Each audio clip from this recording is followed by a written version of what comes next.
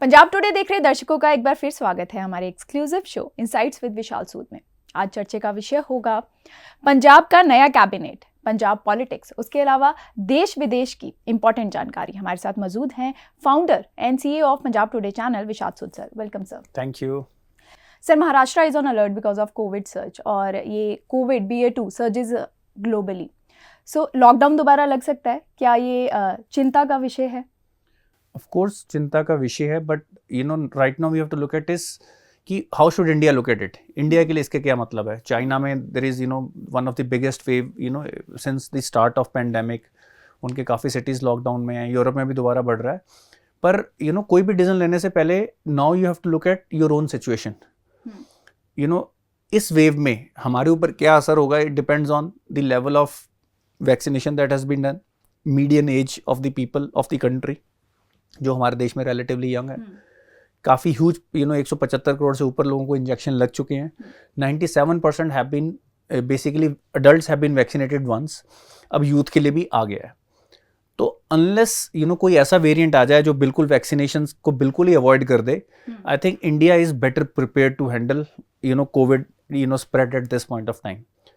और मेरे को लगता है अब गवर्नमेंट को ब्लैंकेट लॉकडाउन की बजाय they should look at smarter strategies. We have to learn to live with Covid. अब कोविड के साथ कैसे रहना है, हमें उस पर फोकस करना चाहिए ताकि जो वर्क है वो ज़्यादा सफ़र ना करे। और वैक्सीनेशन काफ़ी लेवल तक हो गई है, और एक वैक्सीनेशन जब किसी की डुअल वैक्सीनेशन हो रखी है, इट हैज़ बीन प्रूवन कि 9 से 12 महीने तक की वो प्रोटेक्शन देती है जी। और उसके बाद सेकेंड वेव में हमारे ज़्यादातर लोग एक्सपोज हुए कोविड को इन सम फॉर्म, इन माइल्ड फॉर्म। तो वो एक वैक्सीनेशन की एडिशनल बूस्ट उनको ऑटोमेटिकली एक इम्यूनिटी में मिला है। मेरे को तो ये लगता है कि अब जो मास्क मैंडेट्स हैं उनको भी रिलुक करने की ज़रूरत है, ताकि वर्क प्लेस पे लोग या मार्केट में लोग एक मोर फियर से फ्री होके अब काम कर पाएँ। But at the same time cautious रहने की भी ज़रूरत है। बट मेरे को ऐसा लगता है कि इस वेव में India is better prepare to handle it because of our very strong vaccination programme. Sir, इसके अलावा what is your take on the combat use of hypersonic, Russian hypersonic missile? ये वॉर में हाइपरसोनिक मिसाइल के क्या मायने हैं? Look, hypersonic missiles, as you know, means something which goes lot faster. एक तो supersonic है, which goes then faster than the sound की जो speed है उससे fast. Hypersonic goes at least 5 times the speed faster. of at least 5 times. और इस वक्त रशिया, चाइना, 2 कंट्रीज हैं जिन्होंने इसके काफ़ी सक्सेसफुल टेस्ट किए हुए हैं। रशिया ने तो I think it has shown कि भाई they have capable weapons in that direction, और इंडिया और US ही बाकी 2 कंट्रीज हैं which are developing these hypersonic missiles. अब रशिया का ये इस टाइम पे हाइपरसोनिक मिसाइल से अटैक करने का पर्पस है to give a message that they will not tolerate any interference, definitely no military interference from any other country. आप सैंक्शंस लगा रहे हैं, दे वांट टू शो। उसके बाद देखिए यूक्रेनियन प्रेसिडेंट का भी मैसेज आया कि let's sit down and discuss things. तो मैसेज ये था रशिया की तरफ से कि हम जल्दी से जल्दी हम we are not taking it very seriously and we are gonna achieve our goals.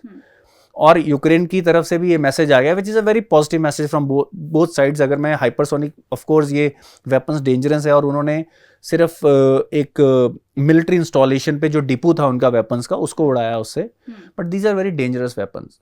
I think now all the heads of different countries should sit together और उनको जल्दी से जल्दी इस वॉर को ख़त्म करने का, rather than trying to do more sanctions जिसकी ऑफ कोर्स रशिया परवाह नहीं कर रहा है। तो वो स्ट्रेटजी बनाने का फ़ायदा क्या है? मिलिट्री इंटरफेरेंस करने से वॉर एस्केलेट हो जाएगी। तो इस वक्त बेस्ट स्ट्रेटजी ये है कि सीज फायर घोषित किया जाए और वेस्टर्न कंट्रीज, नेटो कंट्रीज भी बोलें कि लड़ाई बंद की जाए and let's look at problem of both sides, ताकि जो आम लोग मर रहे हैं उनकी प्रॉब्लम थोड़ी see that is the biggest tragedy of war, कि जो लोग बड़े बड़े ऑफिसेज में बैठे हैं वो उन लोगों के लिए डिसीजन लेते हैं जिनका उससे कुछ लेना देना नहीं है। That is the unfortunate part of war. और यही कुछ कंट्रीज़ की so called installation of democracy और एक आइडियोलॉजी है, and ideology is always dangerous. चाहे वो वेस्टर्न आइडियोलॉजी हो कि मेरे को हर जगह डेमोक्रेसी इंस्टॉल करनी है। US ने कितनी कंट्रीज़ को, इराक के लोग वर रिलेटिवली वेल ऑफ पीपल, वहाँ पे ऑयल था, लोगों का लिविंग स्टैंडर्ड अच्छा था, हमारे लोग वहाँ पे काम करने जाते थे। आज इराक की सिचुएशन देखिए। Afghanistan तो from last so many decades, either because of Russia, US, they are bearing the price. जो कॉस्ट है वो अफगान के लोग बियर कर रहे हैं, वहाँ की औरतें बियर कर रही हैं, वहाँ के बच्चे बियर कर रहे हैं, बिकॉज कुछ लोगों को और पावर चाहिए, कुछ कंट्रीज को और रिसोर्सेज चाहिए. That is the unfortunate part of this ideological Wars.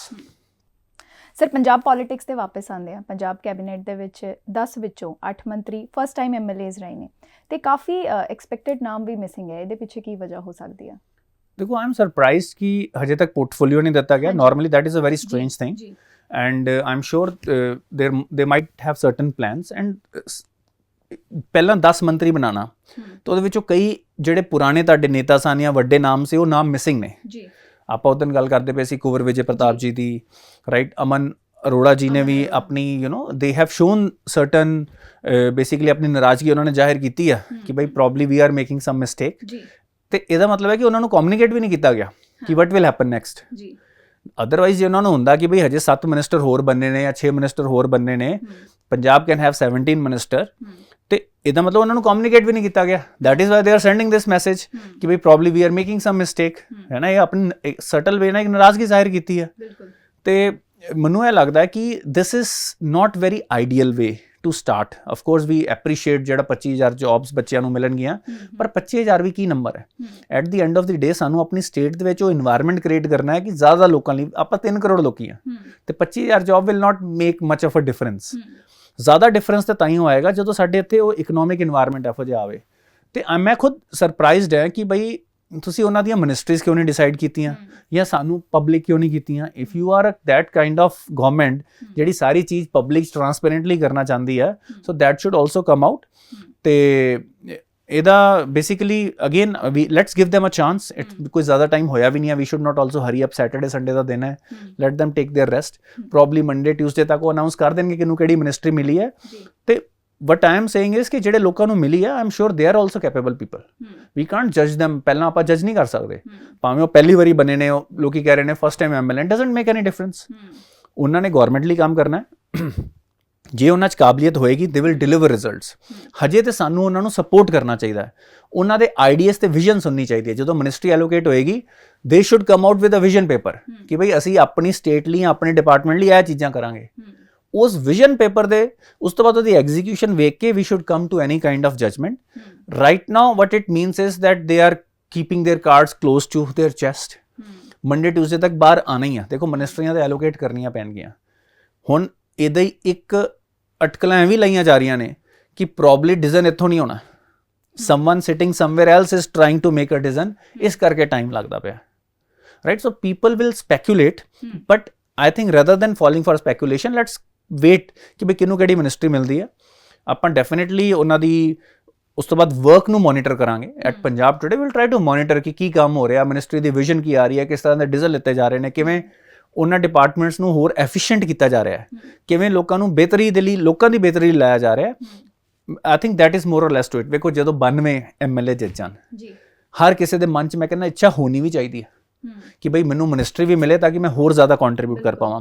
We I don't mind that. ਪਰ ਮਿਲਣੀ ਆ ਤੇ ਮੈਕਸਿਮਮ 17 ਲੋਕਾਂ ਨੂੰ ਆ, ਤੇ some people will who feel that ਦੇ ਡਿਜ਼ਰਵ. ਹੁਣ ਉਸ ਟਾਈਮ ਤੇ ਉਹਨਾਂ ਨੂੰ ਭਾਵੇਂ ਨਹੀਂ ਵੀ ਮਿਲਦੀ, maybe they are deserving also.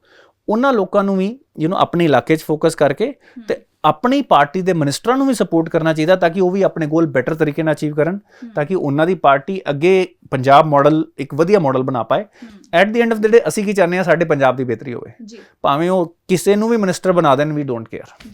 Performance ਵਧੀਆ ਹੋਣੀ ਚਾਹੀਦੀ ਹੈ. ਬਿਲਕੁਲ ਸਰ. ਆਖਰੀ ਸਵਾਲ, ਜਿਵੇਂ ਤੁਸੀਂ ਹਮੇਸ਼ਾ ਕਿਹਾ ਕਿ Bhagwant Mann made all the right statements at right time. Green pen authority ਮਿਲਣ ਤੋਂ ਬਾਅਦ ਜਿਵੇਂ ਤੁਸੀਂ ਦੱਸਿਆ ਕਿ 25,000 ਜੌਬਸ ਨਾਲ ਸਾਡੀ ਇਕਨੋਮਿਕ ਐਨਵਾਇਰਨਮੈਂਟ ਨਹੀਂ ਕ੍ਰੀਏਟ ਹੋਣਾ, ਪਰ ਮਿਲਦੇ ਹੀ ਪਹਿਲੇ ਮਹੀਨੇ ਇਹ ਸਿਗਨੀਫੀਕੈਂਟ ਅਨਾਉਂਸਮੈਂਟ, ਇਹਨੂੰ ਤੁਸੀਂ ਕਿੱਦਾਂ ਦੇਖਦੇ ਹੋ? I look at it also very positively. But ਹਜੇ ਮੈਨੂੰ ਲੱਗਦਾ ਹੈ ਰਦਰ ਦੈਨ ਭਗਵੰਤ ਮਾਨ ਜੀ ਦਾ ਸਾਡੇ ਲੋਕਾਂ ਦਾ ਮਾਈਂਡਸੈਟ ਦਿਖਾਉਂਦੀ ਹੈ. ਸਾਨੂੰ ਸਰਕਾਰੀ ਨੌਕਰੀ ਚਾਹੀਦੀ ਹੈ. ਸਰਕਾਰੀ ਬੰਦੇ ਕੰਮ ਕਰਨ. ਮੈਂ ਕਹਿੰਦਾ ਸਰਕਾਰੀ ਨੌਕਰੀ ਵੀ ਇੰਨੀ ਟਫ ਹੋਵੇ ਕਿ ਬਈ ਤੁਹਾਨੂੰ ਪਰਫਾਰਮੈਂਸ ਦੇਣੀ ਹੋਵੇ, ਕੋਈ ਡਿਫਰੈਂਸ ਹੀ ਨਾ ਹੋਵੇ. ਹੁਣ ਜਿਹੜੇ ਲੋਕੀ ਜੇ ਇਮਾਨਦਾਰੀ ਨਾਲ ਹਾਇਰ ਕੀਤੇ ਜਾਣਗੇ, ਜਿਵੇਂ ਉਹਨਾਂ ਨੇ ਕਿਹਾ ਕਿ ਕੁਆਲੀਫਿਕੇਸ਼ਨ ਬੇਸਿਸ ਤੇ, ਮੈਰਿਟ ਬੇਸਿਸ ਤੇ ਹਾਇਰ ਕੀਤੇ ਜਾਣਗੇ, ਉਹ ਡੈਫੀਨੇਟਲੀ ਜਿਹੜੇ ਲੋਕੀ ਪੈਸੇ ਦੇ ਕੇ ਲੱਗੇ ਸੀ ਜਾਂ ਸਿਫਾਰਿਸ਼ ਨਾਲ ਲੱਗੇ ਸੀ, ਉਹਨਾਂ ਤੋਂ ਬੈਟਰ ਕੰਮ ਡੈਫੀਨੇਟਲੀ ਕਰਨਗੇ. ਤੇ ਇੱਕ ਸਿਗਨੀਫੀਕੈਂਟ ਨੰਬਰ ਆਫ ਭਾਵੇਂ ਪੁਲਿਸ ਜਾਂ ਅਦਰ ਡਿਪਾਰਟਮੈਂਟਸ, ਪੁਲਿਸ ਦੇ ਉਹਨਾਂ ਨੇ 10,000 ਲੋਕੀ ਕਹੇ ਨੇ, ਬਾਕੀ ਹੋਰ ਡਿਪਾਰਟਮੈਂਟ ਉਹਨਾਂ ਨੇ ਹਜੇ ਕਲੈਰੀਫਾਈ ਨਹੀਂ ਕੀਤੇ, ਤਾਂ ਕਹਿੰਦੇ ਮਹੀਨੇ 'ਚ ਨੋਟੀਫਿਕੇਸ਼ਨ ਆ ਜਾਏਗੀ, ਦੇ ਵਿਲ ਡੂ ਬੈਟਰ। ਸਾਡੇ ਸਰਕਾਰੀ ਲੋਕੀ ਵੀ ਬਹੁਤ ਐਫੀਸ਼ੀਐਂਟ ਤੇ ਇੰਟੈਲੀਜੈਂਟ ਹੋਣੇ ਚਾਹੀਦੇ ਆ, ਮੈਰਿਟ ਨਾਲ ਸਿਲੈਕਟ ਹੋਣਗੇ, ਵੀ ਵਿਲ ਰੀਅਲੀ ਐਪਰੀਸ਼ੀਏਟ। ਉਹਨੂੰ ਪ੍ਰੋਸੈਸ ਕੀ ਕੱਢਦੇ ਨੇ, ਉਹ ਪ੍ਰੋਸੈਸ ਵੇਖਣਾ ਪਏਗਾ ਕਿ ਉਹ ਪ੍ਰੋਸੈਸ ਕਿੰਨਾ ਟਰਾਂਸਪੇਰੈਂਟ ਹੈ। I hope it is very transparent. ਜੇ ਇਮਾਨਦਾਰੀ ਨਾਲ ਕੀਤਾ ਜਾਏਗਾ, ਖਬਰ ਆਈ ਜਾਂਦੀ ਹੈ। ਜਦੋਂ ਪਰਚੀ ਤੇ ਖਰਚੀ ਦੀ ਗੱਲ ਹੁੰਦੀ ਹੈ ਨਾ, ਉਦੋਂ ਪਤਾ ਲੱਗਣਾ ਸ਼ੁਰੂ ਹੋ ਜਾਂਦਾ ਹੈ, ਕਿਉਂਕਿ ਤੁਸੀਂ ਲੋਕਾਂ ਤੋਂ ਹੀ ਪੈਸੇ ਲੈਣੇ ਨਾ। ਤੇ ਮੈਂ ਆਈ ਹੋਪ ਕਿ ਗਵਰਨਮੈਂਟ ਇਹ ਚੀਜ਼ਾਂ ਨਾ ਕਰੇ ਐਤਕੀ, ਤੇ ਸਾਨੂੰ ਇੱਕ ਕੁਆਲੀਫਾਈਡ ਤੇ ਮੈਰਿਟ ਬੇਸਡ ਉਹ ਲੋਕਾਂ 'ਚ ਥੈਂਕਫੁਲਨੈਸ ਹੋਵੇ। ਤੇ ਫਿਰ ਉਹ ਇਹ ਨਾ ਸੋਚਣ ਸਰਕਾਰੀ ਨੌਕਰੀ ਦਾ ਮਤਲਬ, ਪਹਿਲਾਂ ਤਾਂ ਲੋਕਾਂ ਨੂੰ ਵੀ ਛੱਡਣਾ ਪਏਗਾ। ਸਰਕਾਰੀ ਨੌਕਰੀ ਦਾ ਮਤਲਬ ਹੁਣ ਉਹ ਰਹਿਣਾ ਹੀ ਨਹੀਂ ਚਾਹੀਦਾ ਕਿ ਆਰਾਮ ਨਾਲ 10-11 ਵਜੇ ਪਹੁੰਚੇ, ਚਾਹ ਪੀਤੀ, ਗੱਲਾਂ ਮਾਰੀਆਂ, ਸਾਹਮਣੇ ਕਸਟਮਰ ਖੜਾ ਹੈ ਜਾਂ ਜਿਹਨੂੰ ਤੁਸੀਂ ਪਬਲਿਕ ਖੜੀ ਹੈ, ਤੁਸੀਂ ਪਰਵਾਹ ਹੀ ਨਹੀਂ ਕਰਦੇ ਪਏ। ਆਫਿਸ ਵੀ ਹੋਰ ਪ੍ਰੋਫੈਸ਼ਨਲ ਬਣਨ, ਦੇ ਸ਼ੁੱਡ ਬੀ ਵੈਲਕਮਿੰਗ। ਸਾਨੂੰ ਰੈਵਨਿਊ ਜਨਰੇਟ ਕਰਨ ਦੇ। ਹੁਣ ਵੇਖੋ ਰੈਵਨਿਊ ਕਿਵੇਂ ਜਨਰੇਟ ਹੋਏਗਾ, ਫਰੋਮ ਪੋਜ਼ਿਟਿਵ ਸੋਰਸਿਸ। ਲੋਕੀ ਹਜੇ ਵੀ ਤੇ ਪੈਸੇ ਖਰਚਦੇ ਪਏ ਨੇ। ਮੈਨੂੰ ਹੁਣ ਕਿਸੇ ਬਾਹਰ ਜਿਹੜੇ ਲੋਕੀ ਕੰਸਲਟੈਂਟ, ਜਿਨ੍ਹਾਂ ਨੂੰ ਉਹ ਦਲਾਲ ਕਹਿੰਦੇ ਨੇ, ਜਾਂ ਜਿਹੜੇ ਬਾਹਰ ਫੈਸਿਲੀਟੇਟਰ ਖੜੇ ਹੁੰਦੇ ਨੇ, ਉਹਨਾਂ ਨੂੰ ਪੈਸੇ ਦੇ ਕੇ ਕੰਮ ਕਰਾਉਂਦੇ ਨੇ। ਇਸ ਪੈਸੇ ਨੂੰ ਕਿਵੇਂ ਗਵਰਨਮੈਂਟ ਦੇ ਖਜ਼ਾਨੇ 'ਚ ਪਾਇਆ ਜਾਵੇ, that will be very important. You create different level of services. ਜਿਹੜਾ ਬੰਦਾ ਕਹਿੰਦਾ ਕਿ I can pay a premium, ਮੇਰਾ ਕੰਮ ਛੇਤੀ ਹੋਣਾ ਚਾਹੀਦਾ, ਜਿਹੜਾ ਬੰਦਾ ਲਾਈਨ 'ਚ ਲੱਗਣਾ ਚਾਹੀਦਾ, ਉਹਦਾ ਕੰਮ ਉਸ ਤਰੀਕੇ ਨਾਲ ਕੀਤਾ ਜਾਵੇ। So government has to look it innovatively. Accountability ਬਣਾਓ। ਮੈਂ ਕਹਿੰਦਾ ਇੰਪਲੋਈਜ਼ ਲਈ ਵੀ, ਜਿਵੇਂ ਪ੍ਰਾਈਵੇਟ ਫਰਮਸ 'ਚ ਇੰਪਲੋਈਜ਼ ਲਈ ਬੋਨਸ ਹੁੰਦਾ ਵਧੀਆ, ਪਰ ਇਨਸੈਂਟਿਵ ਰੱਖੋ ਕਿ ਤੁਸੀਂ ਇਹ ਕਰੋਗੇ ਤਾਂ ਤੁਹਾਡੀ ਪ੍ਰਮੋਸ਼ਨ ਜ਼ਿਆਦਾ ਹੋਏਗੀ। ਤੁਹਾਡੇ ਏਰੀਏ ਵਿੱਚ ਜਿੰਨੀਆਂ ਮਿਨੀਮਮ ਕੰਪਲੇਨਸ ਹੋਣੀਆਂ, ਲੈਟਸ ਸੇ ਕਿ ਮੈਂ ਇੱਕ ਇਲਾਕੇ ਦਾ DC ਹਾਂ, ਜਾਂ ਮੈਂ ਕਿਸੇ ਇਲਾਕੇ ਦੇ ਵਿੱਚ ਮੈਂ ਪਬਲਿਕ ਵਰਕ ਡਿਪਾਰਟਮੈਂਟ ਦਾ ਇੰਚਾਰਜ ਹਾਂ, ਐਕਸੀਐਨ ਹੈ, ਮੇਰੀਆਂ ਰੋਡ ਜਿੰਨੀਆਂ ਵਧੀਆ ਹੋਣੀਆਂ, ਜਿੰਨੀ ਵਧੀਆ ਫੀਡਬੈਕ ਆਏਗੀ, I should get promotion, incentives, bonuses based on that. ਤੇ ਜਦੋਂ ਅਸੀਂ ਸਰਕਾਰੀ ਅਫਸਰਾਂ ਨੂੰ ਵੀ ਇਹਦੇ ਬੇਸਿਸ ਤੇ ਕਰ ਦਾਂਗੇ, ਆਪੀ ਮਿਹਨਤ ਕਰਨਗੇ। ਪ੍ਰਾਈਵੇਟ ਇਨਵਾਇਰਮੈਂਟ 'ਚ ਕਿਉਂ ਕੰਮ ਇਸ ਤਰ੍ਹਾਂ ਹੋ ਜਾਂਦਾ ਹੈ? It is simple, incentivise. ਖੋਤੇ ਤੇ ਘੋੜੇ ਵਿੱਚ ਫਰਕ ਤੁਸੀਂ ਕ੍ਰੀਏਟ ਕਰੋ। ਨਹੀਂ ਤੇ ਜਦੋਂ ਤੁਸੀਂ ਸਾਰਿਆਂ ਨੂੰ ਇੱਕ ਬਈ ਏਜ ਦੇ ਨਾਲ ਨਹੀਂ, ਜੇ ਸਾਰਿਆਂ ਦੀ ਪ੍ਰਮੋਸ਼ਨ ਹੋਣੀ ਆ, ਰਾਈਟ, ਜਾਂ ਸਿਫਾਰਿਸ਼ ਨਾਲ ਹੀ ਹੋਣੀ ਆ, ਕੋਈ ਕੰਮ ਕਿਉਂ ਕਰੇਗਾ? ਜਾਂ ਤਾਂ ਜਾ ਕੇ ਚਮਚਾਗਿਰੀ ਕਰੇਗਾ, ਨਹੀਂ ਤਾਂ ਕੁਝ ਵੀ ਨਹੀਂ ਕਰੇਗਾ। ਸਿੱਧੀ ਜੀ ਗੱਲ ਹੈ। ਸੋ ਬਹੁਤ ਬਹੁਤ ਧੰਨਵਾਦ ਤੁਹਾਡਾ ਸਰ। ਸੋ ਇਹ ਸੀ ਜੀ ਅੱਜ ਦੇ ਇਨਸਾਈਟਸ। ਇਹੋ ਜੀ ਜ਼ਰੂਰੀ ਤੇ ਸਹੀ ਜਾਣਕਾਰੀ ਲਈ ਜੁੜੇ ਰਹੋ ਸਾਡੇ ਚੈਨਲ ਦੇ ਨਾਲ, and do not forget to subscribe to our channel and download our app. ਆਪਣੀ ਰਾਏ ਜ਼ਰੂਰ ਦੱਸਿਓ ਕਮੈਂਟ ਸੈਕਸ਼ਨ ਦੇ ਵਿੱਚ। ਸਤਿ ਸ਼੍ਰੀ ਅਕਾਲ।